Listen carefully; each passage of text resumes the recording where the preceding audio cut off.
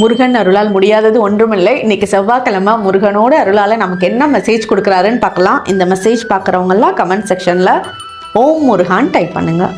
First விஷயம், நீங்கள் முருகான் கூப்பிட்ருக்கீங்க, மனசில் நினச்சிட்டே இருந்திருக்கீங்க அவரை. அதனால தான் இந்த மெசேஜே உங்களால் பார்க்க முடியுது. அதுக்குண்டான பிராப்தத்தை நமக்கு இங்கே வழங்கியிருக்காரு.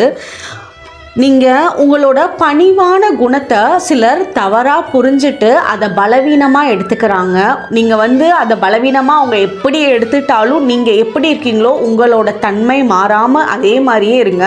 ஏன்னா உங்களோட அமைதித்தன்மை இந்த நேரத்தில் உங்களுக்கு ரொம்ப ஒரு பவரை கொடுக்கக்கூடிய விஷயமா இருக்குது.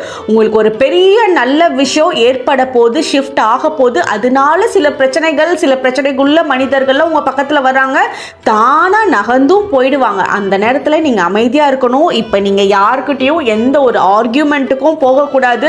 உங்களோட பாயிண்ட்டு தான் சரின்னு ப்ரூவ் பண்ணாமல் விட்டுட்டு அமைதியாக இருந்தீங்கனாலே தானாக அது ப்ரூவ் ஆக ஆரம்பிச்சிடும். அதே மாதிரி சிலர் கூட உங்களுக்கு பேச பிடிக்கல, அவங்க உங்களை ரொம்ப டார்ச்சர் பண்ணுறாங்க அப்படின்னா அவங்கக்கிட்ட பேசுகிறத விட அவங்கள பிளாக் பண்ணிவிட்டு நீங்கள் அமைதியாக இருக்கிறதே உங்களுக்கு நல்லதாக இருக்கும். உங்களுக்கு உண்டான எல்லா குழப்பத்துக்கும் ஆன்சர்ஸ் கூடிய சீக்கிரத்தில் முருகன் கொடுக்க தான் போகிறாரு.